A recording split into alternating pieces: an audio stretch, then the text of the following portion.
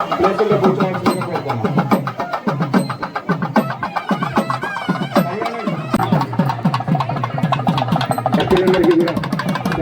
కళ్యాణ మహోత్సవ కార్యక్రమం లైవ్ కార్యక్రమం నిర్వహించడం జరుగుతుందండి.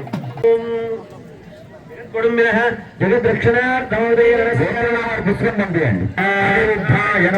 పురుషోత్తమాయ నమః, హరే నమః, ఓం హరే నమః, దేవత సుతలంఛంద ఆసనే వినియోగ అనంతాసురాయ నమః, ప్రణవస్తవరబ్బం మనిషి పరమాత్మా దేవత దేవీ గాయత్రీ ఛంద ప్రాణాయామే వినియోగ ఓం భూ ఏవం గుణ విశేషణ విశిష్టాయామస్యాం శుభర్వో అచ్చైతే భగవతో దేవదేవోత్తమస్య శ్రీవరఖిలాండకోటి బ్రహ్మాండనాయకస్య దేవదేవస్య జగత్కుటుంబినః జగదక్షిణార్థమోదేనస్య శ్రీభూతైలాసమేత దేవేంద్రేశ్వరస్వామినః కృపానుగ్రహ ప్రసారహిత్యర్థం తయాన్నిక మహోత్సవే ద్వితీయ ప్రారకారే మాధ్యాన్నికారాధనాంగం కళ్యాణ మహోత్సవస్య యజమానస్య గోత్రోద్భవస్య ఒకటి లేదా 2 ఫీట్లు కానీ బయట 20 అడుగుల ఫోటో పెట్టినా సరే పూజలన్నీ దీనికి అవుతాయి, దండాలు మాత్రమే అక్కడ ఉంటాయి.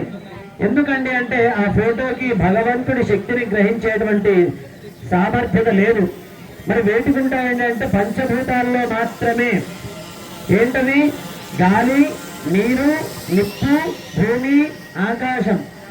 ఇప్పుడు ఈ మధ్య సైన్స్ కూడా చెప్తుంది కదా, ఈ 5టికి వాటిని ఏమంటారు ఇంగ్లీష్ లో, ఈ 5 ఉన్నాయి కదా, ఈ 5టికి మాత్రమే శక్తిని గ్రహించేటువంటిది ఉంటుందట.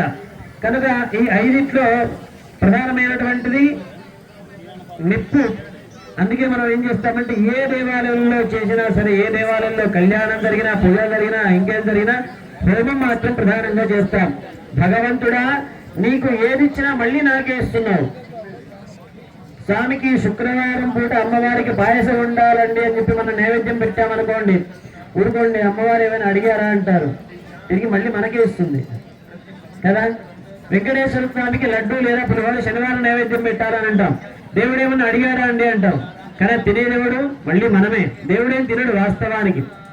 అందులో ఉన్నటువంటి నువ్వు ఇచ్చేటువంటి ప్రేమని, జ్ఞానాన్ని మాత్రమే స్వామి స్వీకరిస్తాడు, నీకు అనుగ్రహిస్తారు. కానీ హోమంలో అలా కాదు, మనం ఇచ్చేటువంటి ద్రవ్యం మన కళ్ళ ముందే ఆహుతైపోతుంది. కనుక నిప్పు, తర్వాత భూమి, నీరు. ఎందుకంటే ఆకాశాన్ని, గాలిని మనం తీసుకోలేం, మనకు మిగిలినటువంటి 3 నిప్పు, భూమి, నీరు. భూమి అంటే విగ్రహం, భూమిలోంచి వచ్చినటువంటి విగ్రహాన్ని లోహంలోంచి తీసుకొని ఒక విగ్రహం తయారుకొని దానికి పూజిస్తాం. తర్వాత నీరు, ఆ నీరుని కలశంలోకి పోసి, ఏ ఇంట్లో పూజలు చూడండి కలశ స్థాపన అంటాం. అంత పెద్ద బిందె ఉన్నా సరే దానికి విలువ ఉండదు, చిన్న కలశం పెట్టుకొని దానికి పూజిస్తేనే విలువ. అవన్నీ కూడా భగవంతుడి యొక్క శక్తి ఈ 5 మాత్రమే గ్రహిస్తాయి. కనుక ఆ 3ట్లో ఒకటి కలశం కనుక ఆ కలశంలో సుదర్శన భగవానుని ఆరాధిస్తాం. సుదర్శనుడు అంటే ఎవరండి? విష్ణుమూర్తి కుడి చేతిలో ఉండేటువంటి ఆయుధము మరియు ఆభరణం. భక్తులందరి పాలిట అది ఒక్కసారి స్వామి కొడిచేటువంటి చూడండి, ఆభరణంలో అందంగా కనబడుతుందట విష్ణుమూర్తి పట్టుకుంటే. కానీ మనల్ని ఎవరైతే బాధ పెడతారో వాళ్ళ పాలిటి ఆయుధమే వాళ్ళని దండిస్తుందట ఆ సుదర్శన భగవానుడు. ఎవరైతే ఈ యొక్క విష్ణుమూర్తిని జరిగేటువంటి కార్యక్రమంలో సుదర్శన స్వామిని ఆరాధిస్తారో వాళ్లకు ఉన్నటువంటి శత్రు నాశనం అంతా కూడా జరిగిపోతుంది, భగవంతుడి అనుగ్రహం కలుగుతుంది. అనగా స్వామి నాతో పాటు నేను వచ్చేటప్పుడు పవిత్రమైనటువంటి ఆలయాన్ని ఎంతో కొంత అపవిత్రం చేశాను. మనం అపవిత్రం చేసే ఉంటాం, ఎందుకంటే ఎంత పవిత్రంగా మనం వచ్చినా సరే మనం మాట్లాడలకి తుంపిళ్ళు పడతాయి కదా, మనం తొక్కుతున్నాం, మన వెంట్రుకలు రాలి పడిపోతాయి. కనుక ఇవన్నీ కూడా వీటిలో మనం దేవాలయం అపవిత్రం చేస్తున్నాం. కాబట్టి భగవంతుడా నీ దగ్గరికి నేను వచ్చి నీ ఆలయాన్ని అపవిత్రం చేస్తున్నాం. కాబట్టి నీతో పాటు మా ఆలయంతో పాటు మా దేహం కూడా పవిత్రం కావాలని కలశంలోకి సుదర్శన భగవాన్ని ఆవాహన చేసుకొని ఆ తీర్థమంతా కూడా మన పైన ప్రోక్షణ చేయడం జరుగుతుంది. అది 2వ ఇప్పుడు జరిగేటువంటి కార్యక్రమం. 3వ కార్యక్రమం రక్షాబంధనం, అలాగే కంకణ ధారణ. రక్షాబంధన్ అంటే మనకు గుర్తొచ్చేదేంటి? రాఖీల పౌర్ణమి. అది చెల్లి అన్నకి లేదా అక్క తమ్ముడికి మాత్రమే కట్టాలి ఆ రోజు. మిగతా రోజుల్లో దంపతులు ఒకళ్ళకొకళ్ళు కూడా కట్టేదాన్ని రక్షాబంధనం అని అంటారు. మన సంస్కృతిలో ఎన్నో సాంప్రదాయాలు ఉన్నాయి, ఒకే సాంప్రదాయం కాదు, ఎన్నో ఎన్నో ఎన్నో అంటే ఎన్నో సాంప్రదాయాలు ఉన్నాయి. అవన్నీ కూడా మనకు అవకాశానికి తగ్గట్టుగానే మన పెద్దలు మనం నిర్ణయించారు. కనుక ఒక ఆరాధన జరగాలి అంటే మన గోత్రంలో ఎవరు ఈ సమయంలో పుట్టినా గిట్టినా మనకు పనికిరాదు. మీ గోత్రం ఎంతవరకు ఉందో మీకు తెలుసా అండి? మీ గోత్రంలో ఎంతమంది ఉన్నారో మీకు తెలుసా? ఏ ఏ దేశంలో వ్యాపించి ఉందో మనకు తెలుసా? ఇదంతా కూడా తెలియదు. కాబట్టి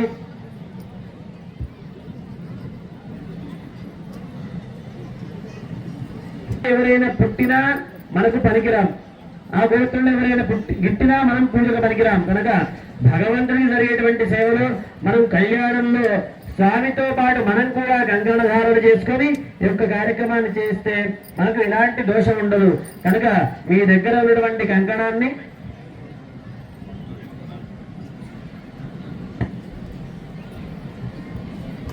కదమ్మా, అవి ఎడమ చేతులు పట్టుకోండి కంకణాలని. కుడి చేతి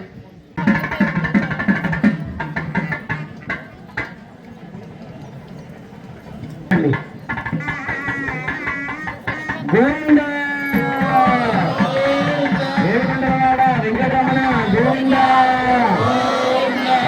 వెంకటరమణ గోవిందా.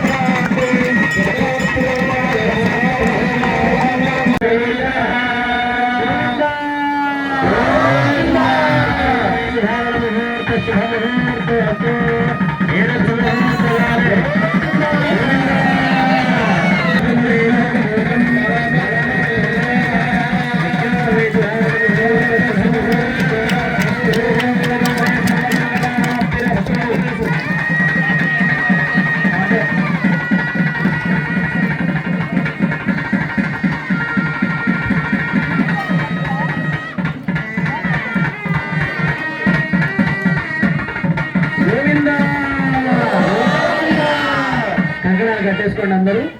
వారు ఆ స్వామి ఇప్పుడు కష్టాలను తొలగించేటువంటి స్వామిగా నిలబడ్డాడు. మరి శ్రీనివాసుడు ఎప్పుడవుతాడు? శ్రీని హృదయంలో నివాసం ఉంచుకున్న తర్వాత, అంటే శ్రీ అంటే అమ్మవారు, అంటే వివాహం జరిగిన తర్వాత మాత్రమే స్వామి శ్రీ నివాసుడు అవుతాడు. అప్పటి వరకు కూడా మనం కొంచెం కఠినంగా వ్యవహరించి వాళ్ళిద్దరిని కూడా విడదీశాం, అమ్మవారిని స్వామివారిని కూడా విడదీశాం. ఎందుకంటే కలపాలంటే విడదీయాలి, అంతే కదా, కలపాలంటే ముందుగా విడదీయాలి, విడదీసిన తర్వాతే కలపాలి. కనుక మనం ఏం చేస్తామంటే స్వామికి వివాహం జరుగుతున్నటువంటి సందర్భంలో వెంకటేశ్వర స్వామి వారి వైపు ఎవరుంటారండి? స్వామివారి వైపు ఎవరుంటారో చేతులు ఎత్తాలి. ఇది మరి అన్యాయం, పాప ఎవరు లేరు, వెంకటేశ్వర స్వామికి సపోర్టే లేదు. స్వామివారి వైపు ఎవరుంటారు? వెంకటేశ్వర స్వామి వైపు ఎవరుంటారు? చాలా సంతోషము. ఇప్పుడు అమ్మవారి అనంత వేద శాఖాధ్యాయినే అచ్యుత పరబ్రహ్మణే ఆది నారాయణాయ అచ్యుత గోత్రోద్భవాయ అఖిలాండ కోటి బ్రహ్మాండ నాయకాయ తత్వాతీతాయ సకల నిష్కలంక స్వరూపాయ సురాసురార్చిత పాదపద్మయుగలాయ అఖిల లోకోన్నత పవిత్రాయ ఆత్రత్రాణపరాయణాయ పరవ్యూహ విభవాంతర్యామి అర్చావతార స్వరూపిణే పరే పరబ్రహ్మశర్మణోనత్రే చతుస్సాగర పర్యంతం గోబ్రాహ్మణేభ్యః శుభం భవత్ వ్యూహే ప్రద్యుమ్న శర్మణః పౌత్రాయ విభవే వాసుదేవ శర్మణః పుత్రాయ అర్చావతారే శ్రీ వెంకటేశ్వర స్వామినే కన్యార్థినే వరాయ గోవింద. అర్చక స్వామి చెప్పిందంతా కూడా ఆయన ఇంగ్లీష్ అంటారు, బయోడేటానా అప్లికేషన్ పెట్టుకోవడానికి ఇస్తారు కదండి, ఇవన్నీ ఆయన నేర్చుకున్నటువంటి రెజ్యూమ్. ఆయన నేర్చుకున్నటువంటి అవన్నీ కూడా ఏంటండి అనంత వేద శాఖాధ్యాయనే ఉన్నటువంటి వేదాలన్నీ కూడా చదువుకుని ఉన్నారు. శాఖలు అంటే ఒక రావి చెట్టుకు ఎన్నైతే వేళ్ళు ఉంటాయో అన్ని వేళ్ల శాఖలు ఉంటాయి మనకి. అనంత వేద శాఖాధ్యాయనే శాఖలన్నీ కూడా స్వామి చదువుకుని ఉన్నారట. అచ్యుత పరబ్రహ్మణే స్వామి యొక్క గుణం ఏంటయ్యా అంటే అచ్యుతం. ముందుగా ఒక మాట చెప్పాం, స్వామి ఎట్లా ఉంటాడు? ఆ స్వామి అందరికి కనబడుతున్నాడు కదా విష్ణుమూర్తి, ఒక్కసారి నా దగ్గరికి రారా, నేనే నిన్ను దరిచేర్చుకుంటాను అని అన్నట్టుగా ఒక్కసారి ఆయనను నమ్మి ఆయన పాదాల చెంతగా మనం వెళ్తే చాలట, జారకుండా ఆయన మనల్ని పట్టుకుంటాడు. మనం ఆయనని పట్టుకోవడం కాదండి, గుర్తుపెట్టుకోండి. అచ్యుతుడు, ఆయన పేరే అచ్యుతుడు. అంటే చ్యుతం అంటే జారిపోవడం, అచ్యుతం అంటే జారకుండా ఉండడం. ఎవడైతే స్వామిని నమ్మి వారి దగ్గరికి వస్తారో వాళ్ళ పట్టుకుని స్వామి ఉంటారట. కనుక ఆయన గోత్రమే అచ్యుత గోత్రోద్భవాయ అఖిలాండ కోటి బ్రహ్మాండ నాయకాయ. ఆ స్వామి ఎవరయ్యా అంటే అఖిలాండ కోటి బ్రహ్మాండ నాయకుడు, తత్వాయ తత్వాలన్నీ కూడా అతీతమైనటువంటి వాడు, సకల నిష్కలంక స్వరూపాయ. ఆ భగవంతుణ్ణి చూస్తే మనలో ఉన్నటువంటి తెలిసి తెలియకున్నటువంటి కళంకం అంతా కూడా తొలగిపోతుందట. చక్కటి పాల వంటి మనసు కలిగి మనం కూడా భగవంతుణ్ణి చేరుకోగలుగుతాం. ఆర్ద్రత్రాణపరాయణాయ. మరి ఆయనని చేరుకోవాలంటే ఏ విధంగా పూజించాలండి? దేవుణ్ణి ఏ విధంగా పూజించాలంటే బంగారు పూలతోనో లేదా వజ్రాల హారాలతో పూజిస్తే ఆయన మెచ్చడండి, మెచ్చడు కాడు, సంతోషపడతాడు నీ శక్తి కొద్దీ నీవు ఇస్తున్నావని. కానీ శ్రీకృష్ణ పరమాత్మ భగవద్గీతలో ఒకటే చెప్తాడు, ఏంటండి ఆయన ఏ విధంగా పూజించాలి? పత్రం పుష్పం ఫలం తోయం వ్యోమే భక్త్యా ప్రయచ్చది అన్నట్టుగా ఆయన ఆకుకే ఆయన యొక్క బరువు తొలగవుతుంది. తెలుసు కదా శ్రీకృష్ణుడు బరువు ఎంతండి? తులసాగంత. తులాభారం తెలుసు కదా అందరికీ. తులసాగుతోనే ఆయన బరువు తొలగిపోతాడు. ఆయన అంత తేలిగ్గా ఉంటాడు అనమాట. ఎంత ఆయనని పొందాలంటే ఒక తులసాగు వేస్తే చాలు మనకు మన వాడైపోతాడు తులాభారంలో. పత్రం పుష్పం 4 రకాల పుష్పాలు ఇచ్చి పూజించినందుకు గోదాదేవిని ఏకంగా వివాహమే జరిపించుకున్నాడు. ధనుర్మాస వ్రతంలో మనకు తెలుసు కదా.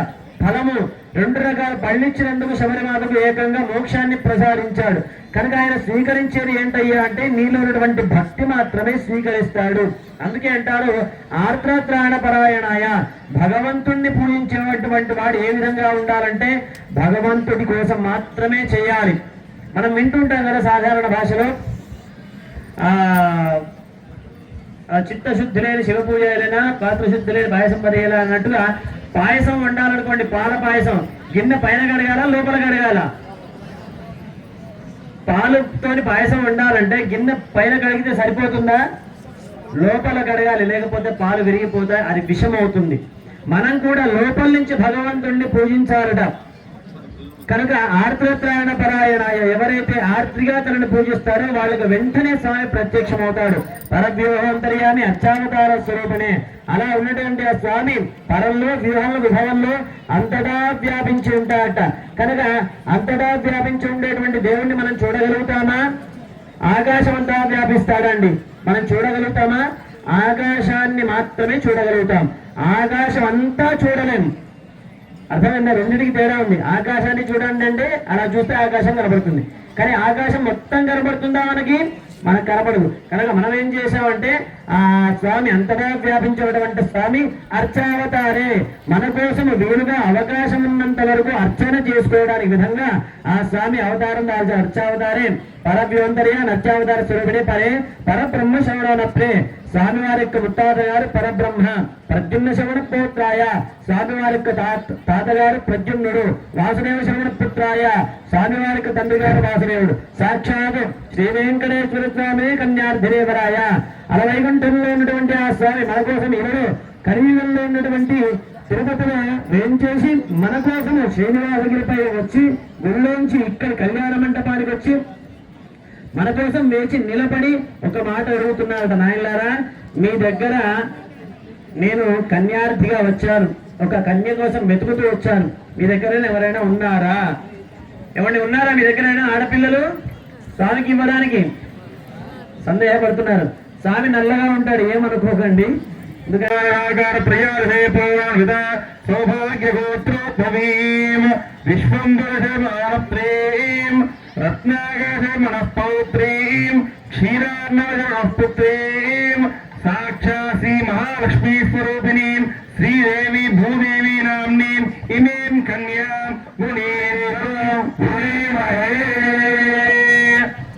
ఏడుకొండలవాడ వెంకటరమణ స్వామి వారికి వివాహాన్ని సంబంధించినటువంటి ఆడపిల్లలు దొరికారట అండి.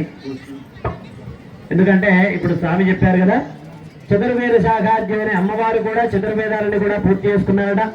చతుర్వేద శాఖాధ్యయని సౌభాగ్య విశ్వంబర త్రయర్ష ప్రవరాన్విత సౌభాగ్య గోత్రోద్భవం. అమ్మవారి యొక్క గోత్రం సౌభాగ్య గోత్రం. అమ్మవారి యొక్క ముత్తాత గారు విశ్వంభరుడు, అమ్మవారి యొక్క తాతగారు రత్నాకరుడు, అమ్మవారి యొక్క తండ్రి గారు క్షీరార్ణవుడు.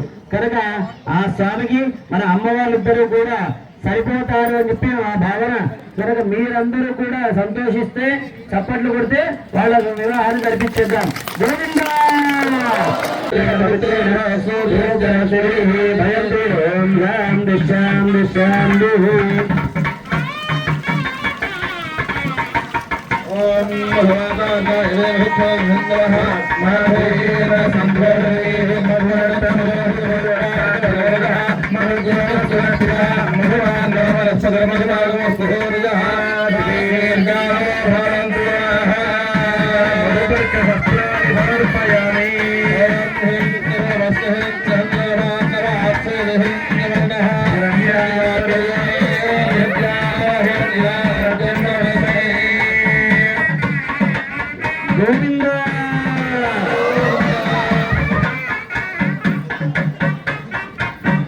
महते संसार चक्रे जनित्वा केनापि मम भाग्य विशेषेण इदानीं मनुष्य जन्म प्राप्तवतः मम जन्म एतत् क्षणपर्यन्तं कृतानां नवविधानां महापातक उपपातक आदीनां सद्यः अपनोदनद्वारा श्रीमन्नारायण कैंकर्य रूपं कन्यादानम् अहं करिष्ये.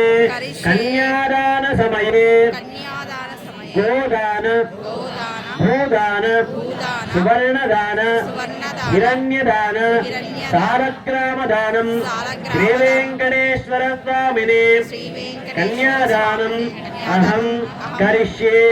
ఏడుకొండలవాడ వెంకటరమణ గోవిందా.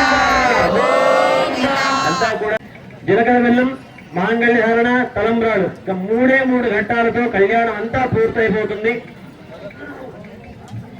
ఓం తదేవ లగ్నం సుమిరం తదేవ నారాబలం చంద్రబలం తదేవ విద్యాబలం దైవబలం తదేవ లక్ష్మీపతే అంగేకం స్మరామి. సావధాన సావధాన ఫలగ్నే సావధాన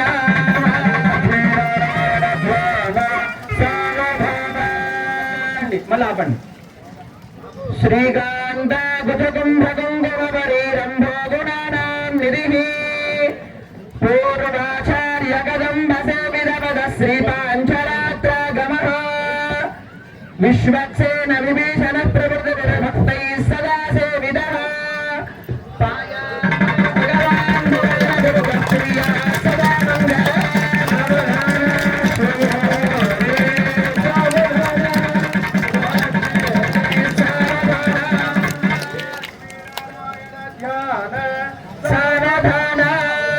రంగే గరుడాచలేంజనగిరో సింహాచలే మందిరే వైకుంఠే గరుడాచలే యదుగిరో నారాయణాఖ్యాచలే లోకాలోకమహాచలే జనజలో పుణ్యాచలేశ్వాశ్రయః పాయాన్నో భగవాన్ పురాణ పురుషః కుర్యాత్తదా మంగళో.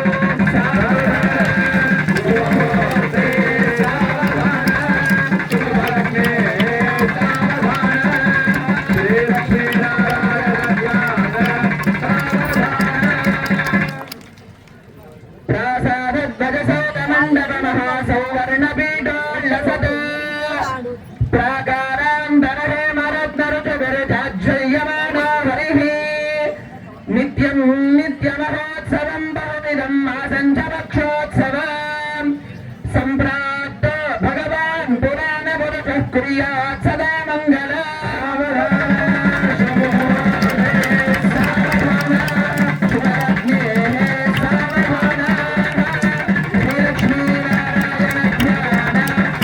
ప్రాసాద मीनश्चपसु करुणमृगो गुब्जो महाभार्गवो रामो यादवनायको बलसग श्रीकृष्णगर्ग्याह्वयः लोकानां परिपालनाय जनितो देवो जगद्रक्षकः पायान्नो भगवान् पुराणपुरुषः कुर्यात् सदा मङ्गलो